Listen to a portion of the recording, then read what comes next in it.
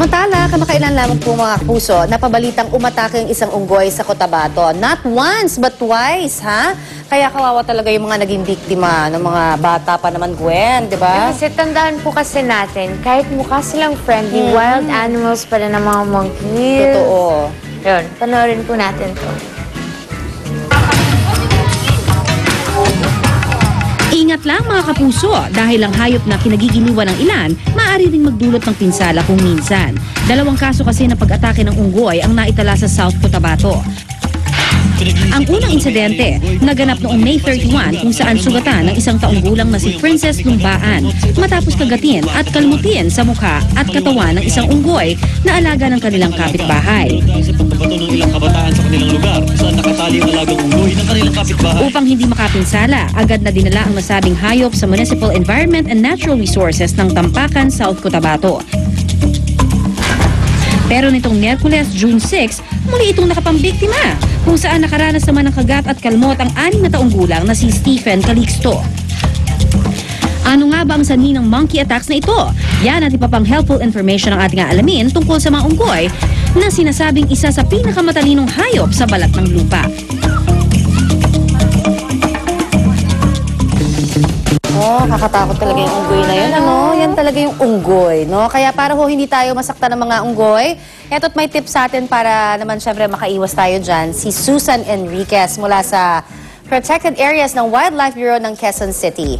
Sige nga, Ate Susan, ano nga dapat gawin pag may lumapit na unggoy sa atin? Ano nga ba? Para maiwasan naman yung... Oo.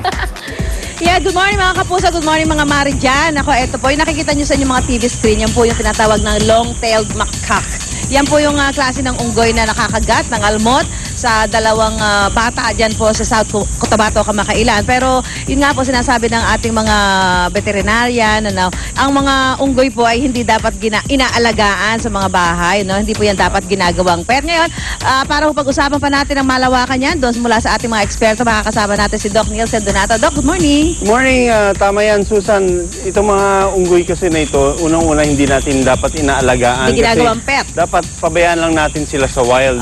Kaya nga, nandito tayo sa PAUB, kasama natin si Doc Steven Toledo na ating panyero, na i-explain niya sa atin bakit hindi dapat alagaan itong mga unggoy nito. Saka, kasi nakakakita tayo, Doc, niya, yung iba na meron sa bahay, pinapatawid lang nila sa kawayan, nilagay sila sa magkadugtong na puno, di ba? Gano'n, magkatabing puno. Tapos yung iba, so lalapitan, sasabihin, sige, magpakuto ka dyan, di ba? So, Doc Steven, pakipaliwanag nga, ano ba dapat natin gawin pagka may nakita tayo mga ganyang klase ng unggoy?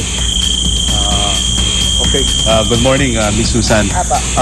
Yung ang practice nga ng mga ibang tao, no, na yung nga meron silang alagang unggoy tapos tinatalian and then bali Parang ginagawa nilang pet. Yes, actually yun ang ginagawa. Tapos minsan pagka like may dumaan na tao, bata or ano, so bigla na lang nilang hahablutin or kakagatin. So yun yung nangyayaring disgrasya sa mga ganitong alagang hayop. Doc, yung nangyari sa South Cotabato, ano ba yung nakarating sa inyo? Yung bata, bakit ba siya nakagat? 2 bata? unang-una, syempre, yung size, ano, nakita niyo yung sanggol, yung mga toddlers na yan.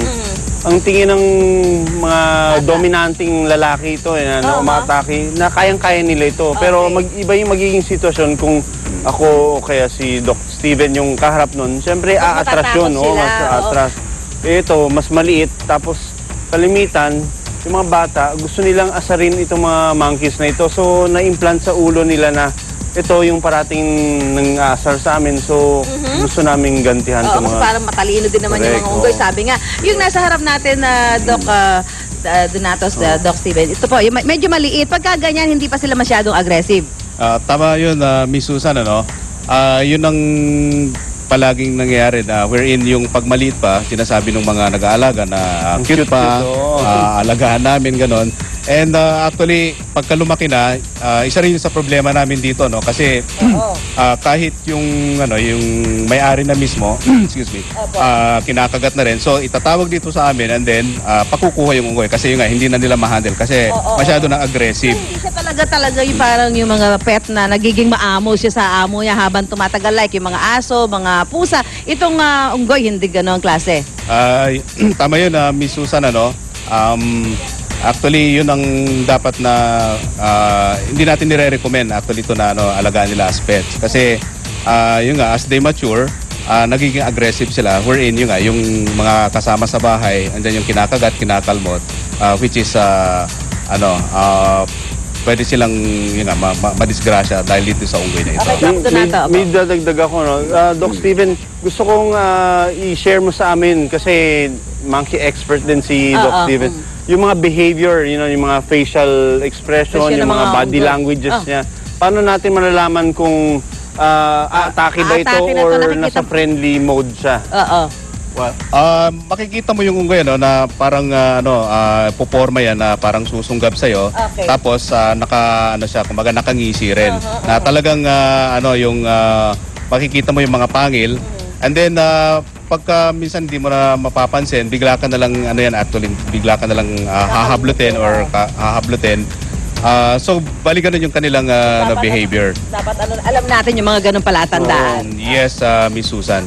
Okay, maraming salamat, Doc Nielsen. Meron ka pag gusto sabihin at host po siya ng Born to be Wild. Lagi natin nakikita. Iba-ibang klaseng animal na. At Doc Steven Toledo, maraming salamat po. Magbabalik po ang unang hirit.